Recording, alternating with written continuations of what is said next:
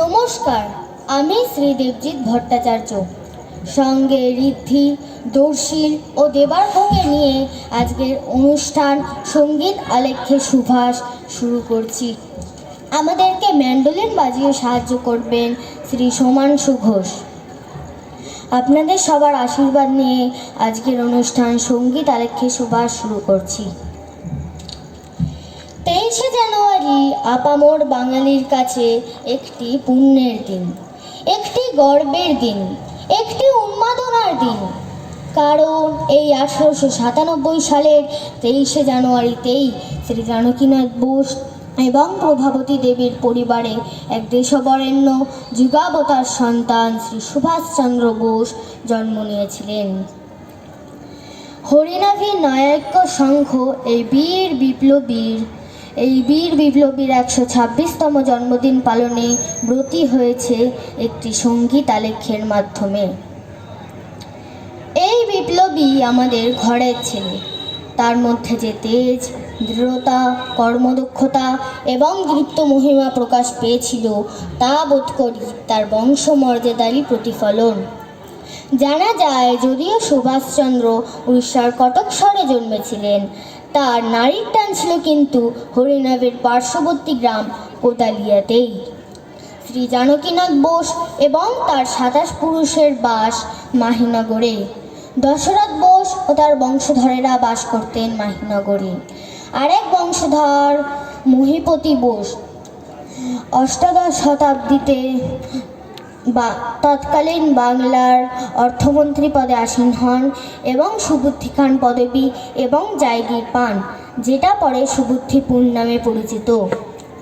আরেক বংশধর শ্রী গোপীনাথ বোস পঞ্চদশ শতাব্দীতে নবাব হোসেন শাহর নৌবাহিনীর সর্বাধিনায়ক হয়েছিলেন এবং সেই সুবাদে তিনি পুরন্দর খান পদবী এবং জায়গির দেন, যেটা পরে পুরন্দরপুর নামে পরিচিত। তিনি একজন সমাজ সংস্কারকও ছিলেন। তিনি মাহিনগরে এক মহাসম্মেলনের আয়োজন করেছিলেন, যেখানে বহু সংখ্যক পণ্ডিতদেরকে আমন্ত্রণ জানিয়েছিলেন। তাদের জলের অভাব মেটাবার জন্য একটি বৃহৎ জলাশয় খনন করিয়েছিলেন। খনন কাজে ব্যবহৃত কোদাল রাখার জন্য যে স্থানটিকে চিহ্নিত করা হয়েছিল সেটি কোদালিয়া নামে খ্যাত। শিক্ষা জীবন। 1902 সালে সুভাষচন্দ্র উড়িষ্যাতে প্রোটেস্ট্যান্ট ইউরোপিয়ান স্কুলে প্রাথমিক পড়াশোনার পর রেভেনশা কলেজিয়েট স্কুলে ভর্তি হন এবং যেখানে তার প্রধান শিক্ষক শ্রী বেণীমাধব দাসের সংস্পর্শে আসেন এবং তাতে তার মধ্যে পারিপার্শ্বিক চেতনার উন্মেষ ঘটে। তার মধ্যে সৌন্দর্যবোধ, নীতিবোধ ও সামাজিক বোধের সমন্বয় ঘটে। মাত্র 15 বছর বয়স থেকেই তার মধ্যে স্বামী বিবেকানন্দের ভাবধারা, মানুষের কল্যাণ সাধনের ব্রত তাকে ভীষণভাবে আকৃষ্ট করে। 1912 সালে তিনি ম্যাট্রিক পরীক্ষায় দ্বিতীয় স্থান অধিকার করেন এবং কলকাতার প্রেসিডেন্সি কলেজে ভর্তি হন। ওই সময় শ্রী অরবিন্দ ঘোষের ভাবধারা তাকে ভীষণভাবে প্রভাবিত করে। উপলব্ধি করেন যে গ্রামাঞ্চলের বহু মানুষ তাদের দারিদ্রতার নাগপাশে আবদ্ধ। তাদের মধ্যে স্বাধীনতা জাগ্রত হয়। তাদের মধ্যে থেকে কলেজের একটি ছোট ঘটনা তাকে ইংরেজ বিদ্বেষী এবং প্রতিবাদী গড়ে তোলে। দর্শনের একজন ইংরেজ শিক্ষক প্রফেসর ওটেন তখন কিছু ভারতীয় ছাত্রের প্রতি অন্যায় আচরণ এবং মারধরও করেন। সুভাষচন্দ্র একাই তার প্রতিবাদ করেন এবং পরে অবশ্য তাকে কিছু ছাত্র সমর্থন করেন। ফলে সুভাষচন্দ্রকে কলেজ থেকে বহিষ্কৃত করা হয়। তিনি তখন থেকে নানান নীতিমূলক ও কল্যাণমূলক কাজে আত্মনিয়োগ করতে থাকেন। 1917 সালে তিনি স্কটিশ চার্চ কলেজে দর্শন নিয়ে পড়াশোনা শুরু করেন। 1919 সালে প্রথম শ্রেণীতে স্নাতক হন এবং দর্শন নিয়ে এমএতে পড়াশোনা শুরু করেন। পরিবারের ইচ্ছানুসারে সুভাষচন্দ্রকে সিভিল সার্ভিস পরীক্ষা দেওয়ার জন্যে ইংল্যান্ডে পাড়ি দেন এবং সিভিল সার্ভিস পরীক্ষায় 4র্থ স্থান অধিকার করেন এবং ব্রিটিশদের অধীনে চাকরির সুযোগ পান। তখন ভারতে জাতীয় আন্দোলন শুরু হয়েছে। দেশবন্ধু চিত্তরঞ্জন দাসের নেতৃত্বে বঙ্গীয় কংগ্রেসের সূচনা চলছে। সুভাষচন্দ্র যেন এই সুযোগেরই অপেক্ষায় ছিলেন। রাজনৈতিক জীবন, চাকরি প্রত্যাখ্যান করে দেশে ফিরে আসেন।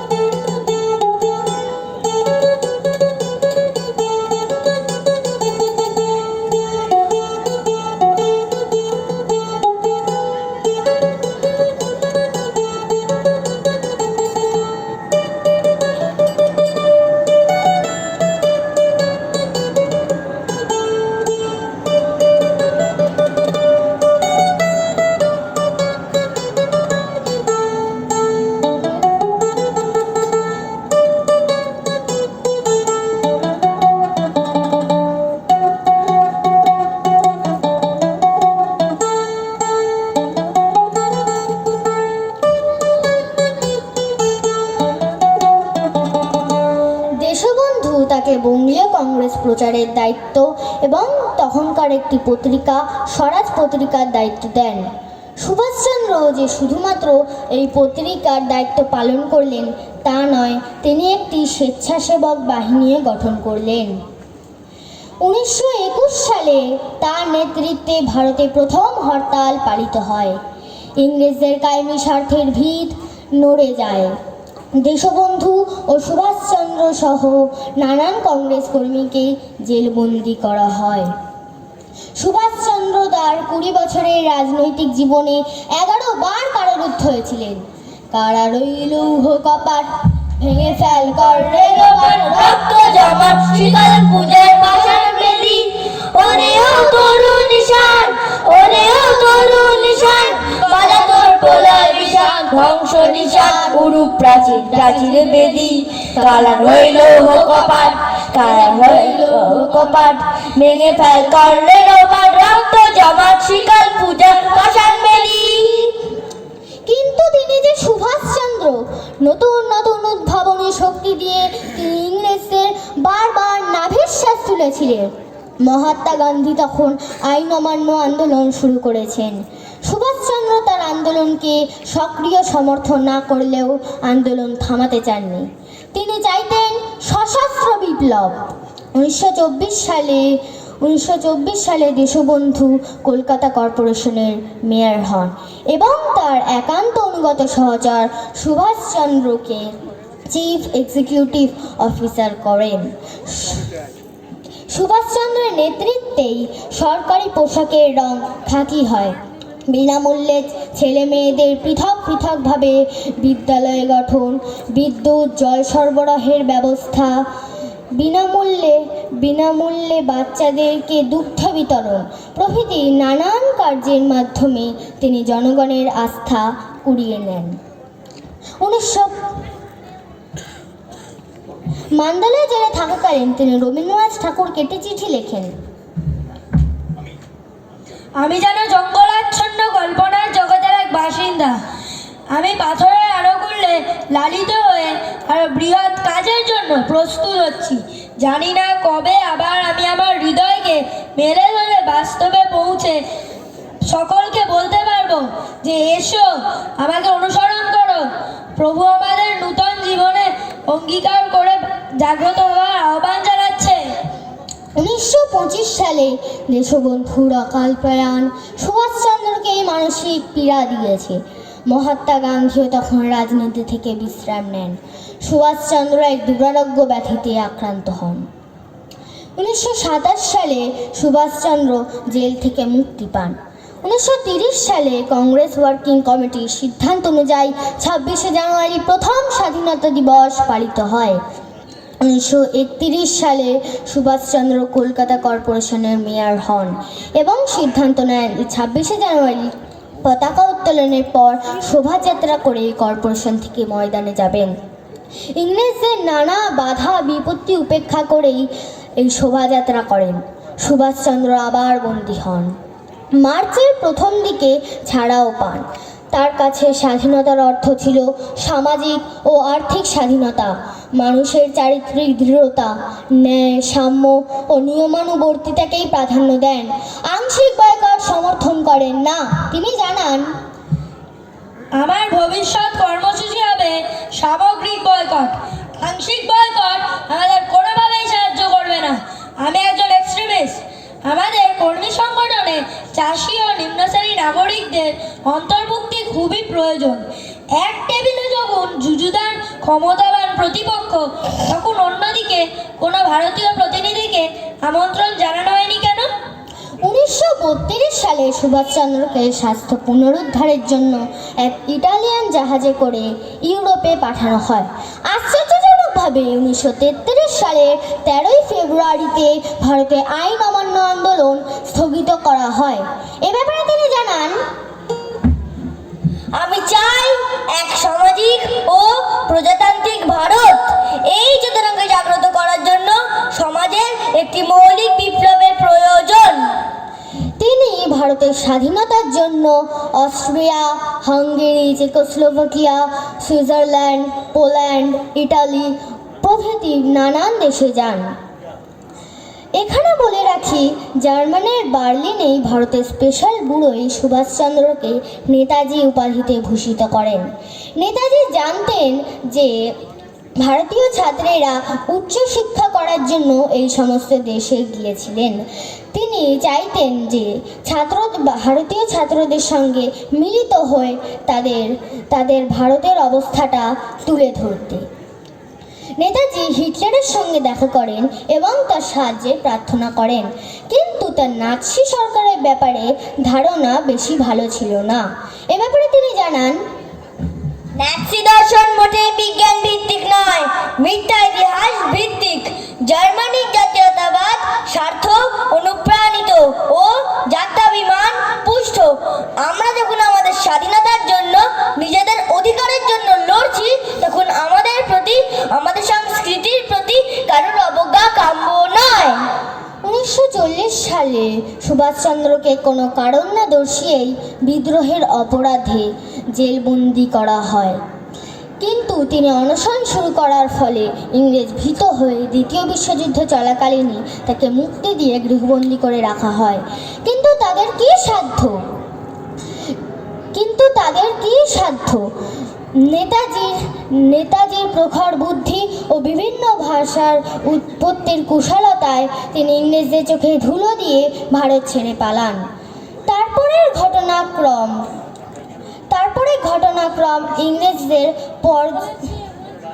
ইংরেজদের পর্যদুস্ত করা, আজাদ হিন্দ ফৌজ গঠন প্রভৃতি নানান রোমাঞ্চকর তথ্য আপনারা দেবার্ঘের মুখ থেকে শুনুন। দেবার্ঘকে মঞ্চ দেওয়ার আগে আমরা ঋদ্ধি ও দর্শিলের মুখ থেকে 8টি জ্বালাময়ী অনুবাদিত উক্তি শুনে নেব।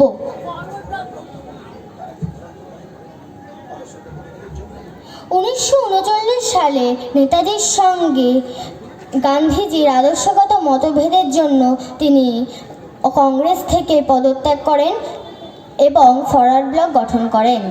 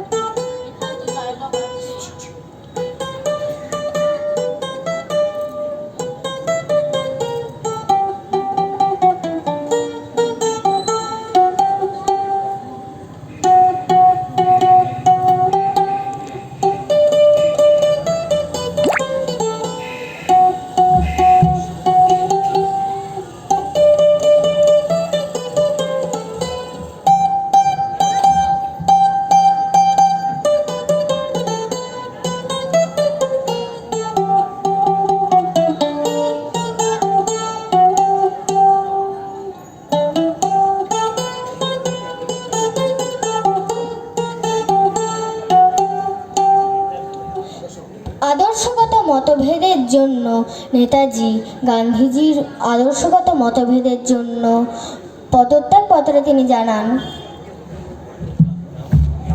আমি আমার অনুরোধ পুনরাবৃত্তি করে জানাই যে ত্রিপুরা অধিবেশনে গঠিত কংগ্রেস মহাত্মাজিকে যে কার্যকরী কমিটি গঠনের দায়িত্ব দেওয়া হয়েছিল সেই দায়িত্ব তিনি যথাযথভাবে পালন করেননি।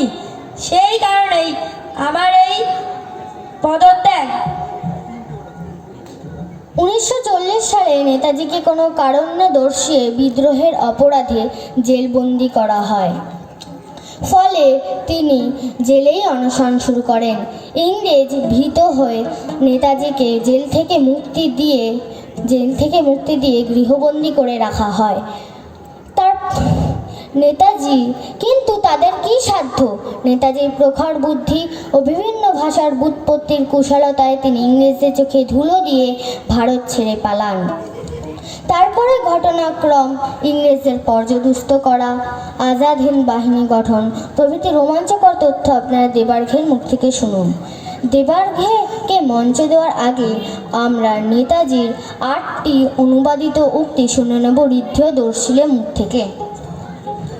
শুধু আলোচনার মাধ্যমেই বাস্তব ইতিহাস পরিবর্তন সম্ভব নয়। আমাদের অন্তর্নিহিত শক্তি থেকেও অধিকতর শক্তি প্রদর্শনের দ্বারাই সফল হয় রাজনীতির দল কষাকষি।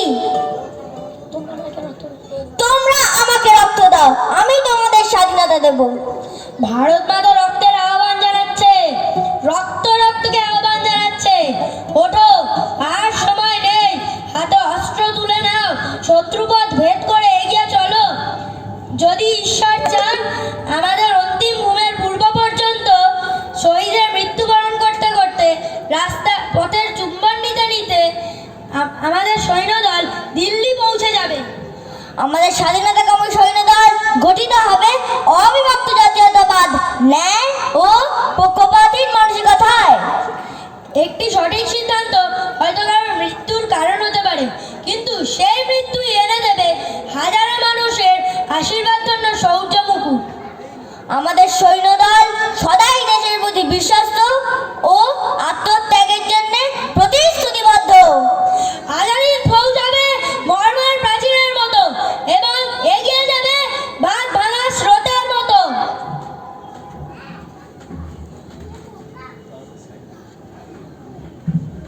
নমস্কার। 1941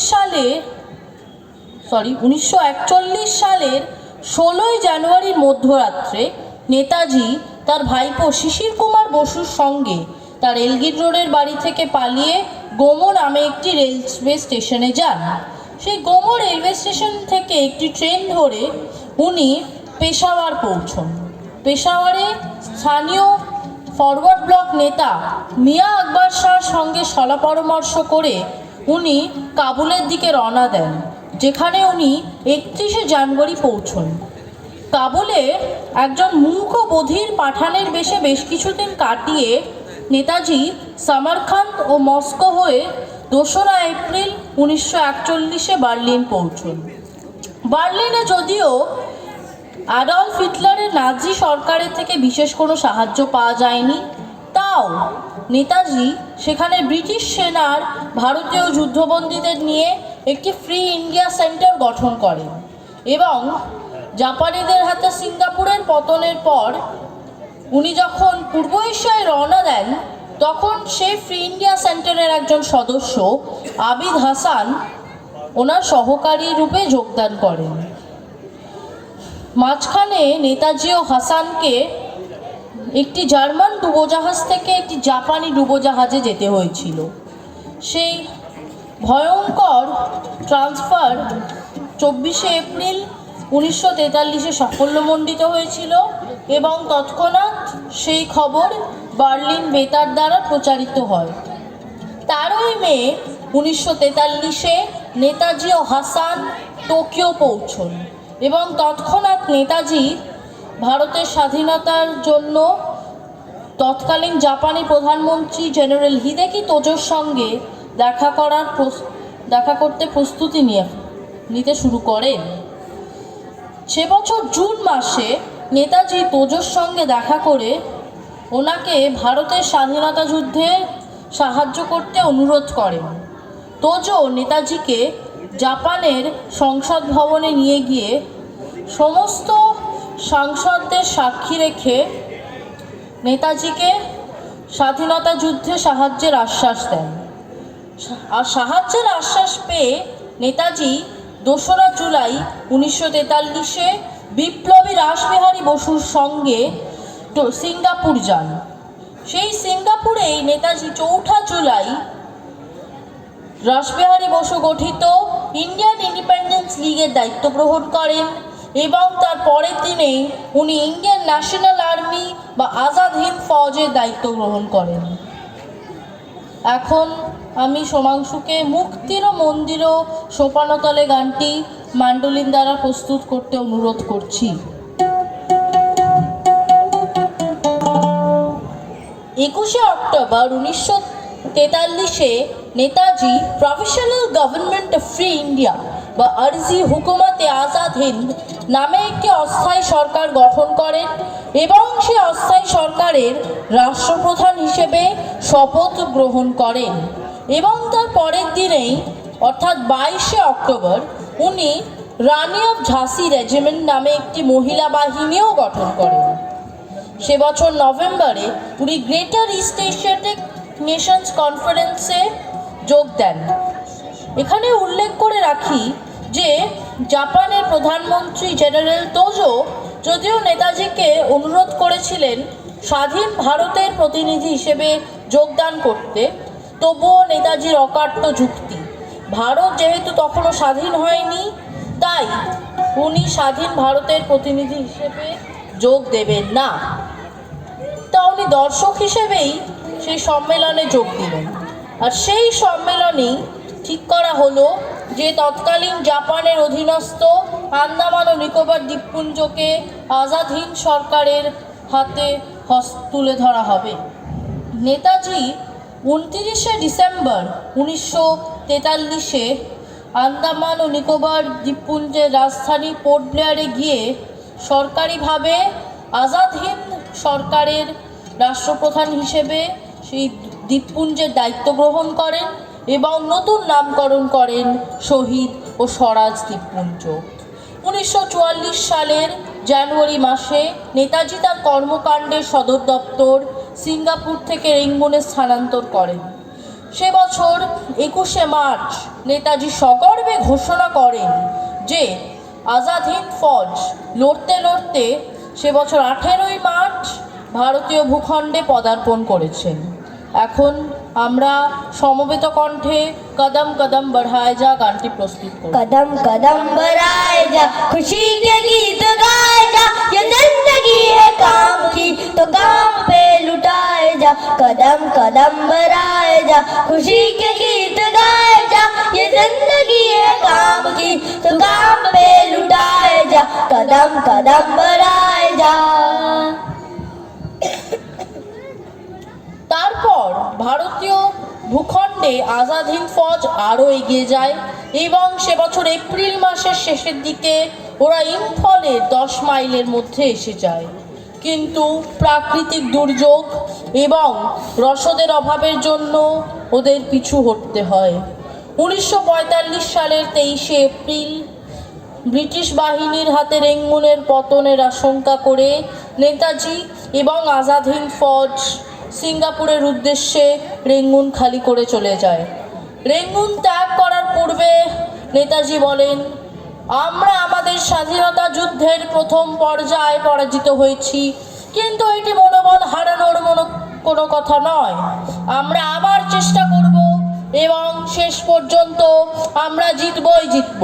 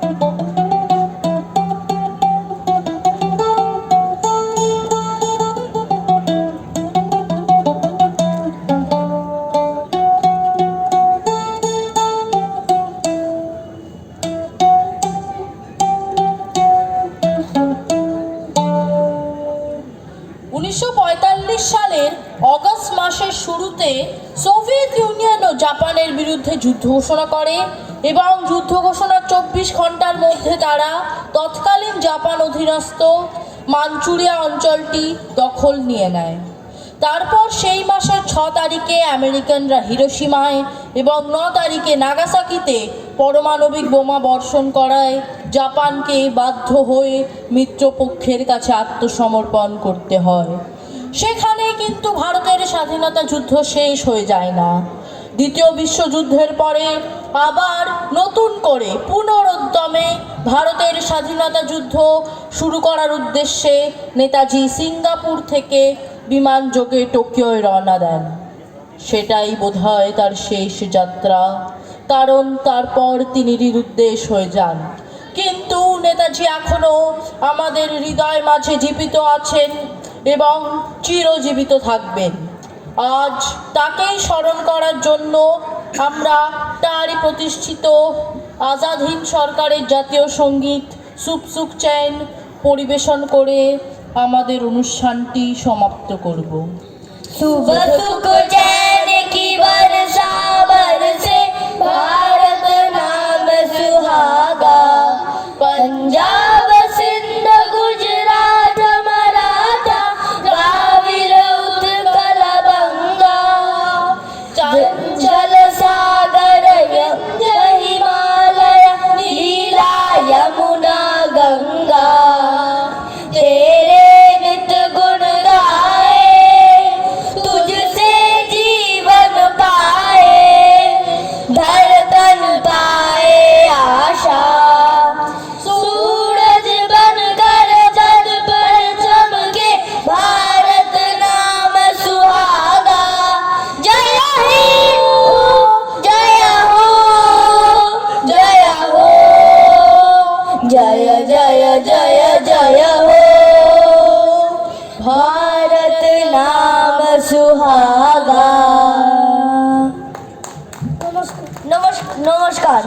নমস্কার নমস্কার।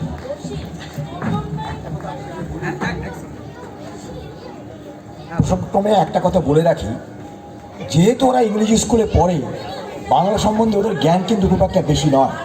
তো এইটুকুনি যেটা বলেছে সেটা মুখস্থ দ্বারাই বলেছে এবং তার জন্য যথেষ্ট ওরা কৃতজ্ঞতা প্রাপ্য করে। ধন্যবাদ।